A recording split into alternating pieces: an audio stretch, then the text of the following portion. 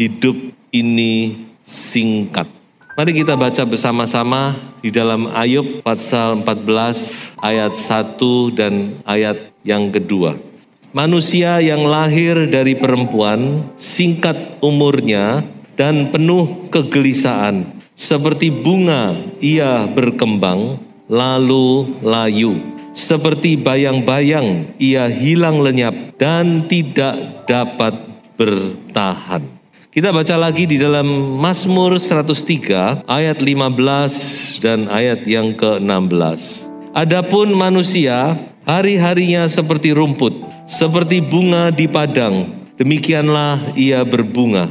Apabila angin melintasinya, maka tidak ada lagi ia, dan tempatnya tidak mengenalnya lagi. Jadi kehidupan yang kita jalani ini saudara-saudara, kita tidak bisa memprediksi. Memang hidup kita ini sangat singkat. Ketika saya flashback, saya merasa begitu cepat. Merenungkan masa-masa kecil dan seterusnya, saya merasa kok cepat sekali. Yang firman Tuhan berkata bahwa hidup manusia ini singkat. Nah, mari kita melihat apa yang dikatakan oleh firman Tuhan. Bagaimana Alkitab menggambarkan kehidupan. Saya mencatat di sini ada 4 gambaran tentang kehidupan. Yang pertama, sudah kita baca tadi bahwa hidup ini seperti rumput dan bunga rumput. Hidup kita ini seperti rumput yang cepat menjadi layu dan kering. Rumput itu sangat cepat, umurnya singkat sekali. Itulah kehidupan kita. Cepat, tidak terasa, tiba-tiba habis. Tiba-tiba sudah tidak ada. Itulah kehidupan kita, saudara ya. Tetapi saya merenungkan mengapa Alkitab menggambarkan seperti rumput. Karena rumput itu walaupun hidupnya singkat, tapi rumput itu memberikan warna tersendiri. Rumput itu memberikan kesegaran kepada kita. Rumput itu memberikan keindahan. Kita tentu senang melihat rumput, melihat padang rumput yang hijau. Nah, hidup manusia itu saudara-saudara, walaupun singkat, kalau kita bisa menikmati, kita tahu menikmati, maka hidup itu juga indah. Hidup itu menyegarkan. Banyak hal tentang rumput yang bisa kita renungkan. Satu hal yang saya lihat dalam kehidupan rumput, bahwa rumput ini mempunyai satu daya hidup yang sangat kuat.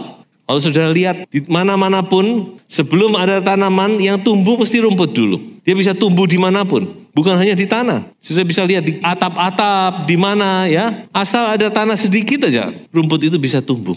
Jadi rumput ini mempunyai daya kehidupan yang kuat, lebih kuat dari segala tumbuh-tumbuhan yang lain. Jadi kalau saya katakan bahwa hidup ini seperti rumput, kalau firman Tuhan katakan seperti rumput, maka saya yakin Tuhan ingin juga kita memiliki satu daya kehidupan yang kuat. Kita mempunyai kekuatan dalam hidup ini. Kita mampu bertahan dalam keadaan apapun juga. Kita mampu melewati. Saya percaya di mana ada kehidupan Kristus, maka di situ kita akan kuat melewati semuanya ini. Kita bisa beradaptasi. Dalam segala keadaan kita bisa beradaptasi. Kita bisa kuat, kita tetap bisa bertumbuh. Amin. Itulah yang dikatakan oleh Rasul Paulus. Mari kita baca satu ayat dari Rasul Paulus. Segala perkara dapat kutanggung di dalam Dia yang memberi kekuatan kepadaku. Segala perkara dapat kutanggung di dalam Dia yang memberi kekuatan kepadaku. Bersama dengan Tuhan, di dalam Tuhan, kita pasti kuat. Amin. Kita pasti bisa melewati semuanya. Jadi itu yang pertama yang dikatakan oleh firman Tuhan, bahwa hidup ini hanya seperti rumput dan bunga rumput. Yang kedua, tadi juga sudah kita baca, bahwa hidup ini seperti bayang-bayang. Mazmur 102 ayat 12, hari-hariku seperti bayang-bayang memanjang. Mazmur 39 ayat 7, ia hanyalah bayangan yang berlalu, manusia. Ia hanya mempeributkan yang sia-sia dan menimbun, tetapi tidak tahu siapa yang meraupnya nanti. Jadi yang kedua, firman Tuhan berkata bahwa hidup kita ini seperti bayang-bayang. Dan bayang-bayang itu kalau sudah semakin memanjang, berarti hari itu sudah mau tenggelam. Orang zaman dahulu sebelum kita punya jam, sebelum ada jam, orang itu memakai bayang-bayang untuk penunjuk waktu. Ya, caranya gimana saya tidak tahu, tapi dengan bayang-bayang itu orang itu bisa tahu, oh sekarang ini kurang lebih jam ini. Dilihat bayang-bayang itu jatuh di mana. Dan ketika bayang-bayang itu sudah panjang, berarti waktunya sudah mau terbenam. Kita juga harus mempunyai hikmat dalam hal ini. Biarlah Tuhan tolong kita supaya kita benar-benar punya hikmat. Kita tahu di mana bayang-bayang kita saat ini. Memang kita tidak tahu kapan, berapa panjang Tuhan kasih waktu kepada kita. Tapi kita kan bayang-bayang itu tidak bisa ditipu, saudara ya. Umur seberapa ya seberapa. Jadi kita juga harus punya hikmat dalam hidup kita, tahu waktu. Tahu bayang-bayang kita ini sekarang sudah sampai mana. Bicara tentang bayang-bayang, bayang-bayang itu juga mempunyai satu kegunaan, yaitu sebagai tempat perteduhan. Ya, saya tidak bicara bayang-bayang manusia, bayang-bayang secara umum ya. Apakah itu bayang-bayang dari bangunan, dari pohon, dari apa. Bayang-bayang itu tempat kita berteduh. Ketika kita ada di terik matahari, kita pasti cari di mana ada tempat yang rindang. Kita berteduh di situ. Berteduh dari terik matahari. Dalam kehidupan kita ini, Tuhan juga mau hidup kita ini menjadi tempat perteduhan bagi orang lain. Memberi rasa aman, rasa ayem, rasa tentram. Orang bisa berteduh pada bayang-bayang kita. Minimal keluarga kita masing-masing harus bisa merasakan keamanan dari bayang-bayang ini. Lanjut lagi, yang ketiga saudara. Firman Tuhan berkata bahwa hidup ini seperti uap. Yakobus pasal 4 ayat 14. Apakah arti hidupmu? Hidupmu itu sama seperti uap yang sebentar saja kelihatan lalu lenyap. Uap air atau uap apapun juga. Itu cuma sebentar. Jadi tiup angin lenyaplah dia. Makanya surat Yakobus ini kalau saudara baca ayat sebelumnya dan sesudahnya memperingatkan kita. Ya jangan kita bermegah. Kadang-kadang kita bermegah akan sesuatu. Bahkan dikatakan di situ dalam perencanaan pun kita harus menyertakan Tuhan. Dikatakan kalau Tuhan kehendaki. Memang kalau Tuhan tidak kehendaki itu enggak bisa. Semua itu ada di dalam kendalinya Tuhan. Nah dikatakan bahwa hidup ini seperti uap. Uap yang cuma muncul sebentar lalu hilang. Tetapi ada sesuatu tentang uap yang ingin saya bagikan kepada saudara. Bahwa uap itu mengandung sebuah energi. Saudara tahu mesin uap bukan? Di mana uap itu dikumpulkan, dipadatkan, dan di situ uap itu energinya bisa dipakai untuk menggerakkan mesin-mesin yang besar, kereta api uap, semua kapal uap dan seterusnya, saudara. Jadi uap itu mengandung sebuah energi. Ketika dia ditekan, dipadatkan, maka dia akan mengeluarkan satu energi. Saya percaya kehidupan di dalam Tuhan itu juga demikian. Orang percaya itu ketika dia semakin mendapat tekanan, semakin mendapat himpitan, maka di situ energi itu akan keluar. Orang percaya yang sungguh-sungguh bersandar kepada Tuhan itu semakin kita ditekan, semakin kita mengalami tindasan, mengalami tekanan, mengalami himpitan, maka semakin kita akan mengeluarkan energi itu. Seperti yang dikatakan oleh Rasul Paulus. Dikatakan di dalam segala keadaan. Katakan karena itu aku senang dan rela di dalam kelemahan, di dalam siksaan, di dalam kesukaran, di dalam penganiayaan dan kesesakan oleh karena Kristus. Sebab jika aku lemah, maka aku kuat. Ketika kita dihimpit, seperti Raja Daud, ketika dihimpit, maka dikatakan dia menguatkan kepercayaannya kepada Tuhan. Makanya itu tergantung hubungan kita dengan Tuhan. Jadi kalau saya perhatikan di dalam Alkitab, Raja Daud dan Raja Saul itu beda sekali. Raja Daud ketika dia dihimpit, dia mengalami satu tekanan yang hebat. Dia menguatkan kepercayaannya kepada Tuhan. Itu dikatakan di dalam 1 Samuel pasal 30. Sebaliknya Raja Saul ketika dia mengalami tekanan, dia lari kepada dukun. Dia cari orang pintar. Dia cari kuasa-kuasa lain. Jadi makanya kenapa hidup kita ini kita harus dekat dengan Tuhan. Supaya ketika tekanan itu datang, kita tahu kemana kita akan pergi. Kemana kita mencari pertolongan. Dan di situ saya yakin Tuhan akan memberikan kekuatan kepada kita.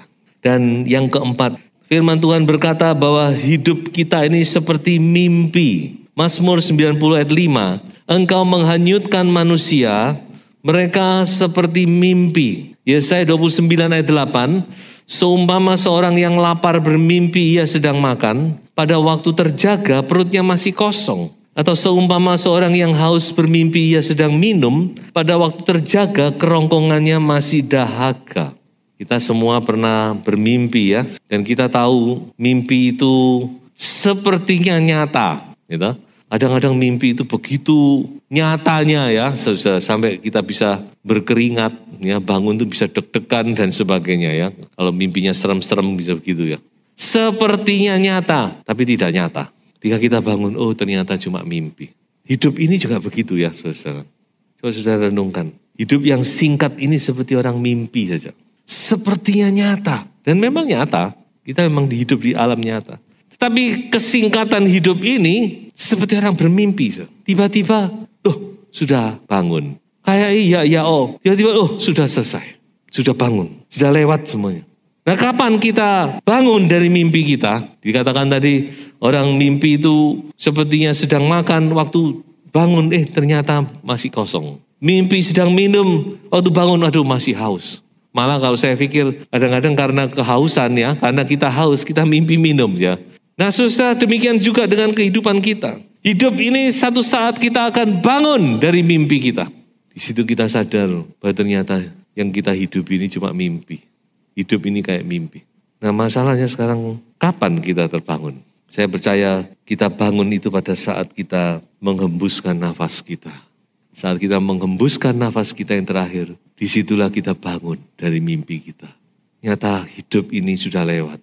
Mari kita sungguh-sungguh menyadari tentang hidup kita ini. Firman Tuhan berkata bahwa ada dua keadaan ketika orang itu bangun dari mimpi. Ketika dia terjaga, ada dua keadaan. Yang pertama, dikatakan ada orang yang terjaga atau bangun dalam kehinaan. Mazmur 73 ayat 20. Seperti mimpi pada waktu terbangun ya Tuhan, pada waktu terjaga rupa mereka kau pandang hina. Jadi ada manusia yang ketika dia bangun dari mimpi, bangun tanda kutip ya, dia di hadapan Tuhan adalah hina. Ya, saya percaya ini adalah orang-orang yang hidup menurut kehendak dagingnya, hidup di dalam kehendaknya sendiri, tidak takut kepada Tuhan. Ya, orang-orang demikian walaupun mungkin dia di dunia ini dianggap orang sukses, orang hebat, tapi ketika dia bangun di hadapan Tuhan hina, tidak ada nilai sesuatu.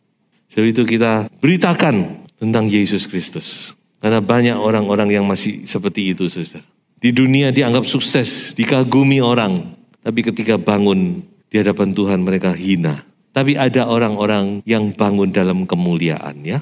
Dikatakan oleh Rasul Paulus, ditaburkan dalam kehinaan, dibangkitkan dalam kemuliaan. Ditaburkan dalam kelemahan, dibangkitkan dalam kekuatan.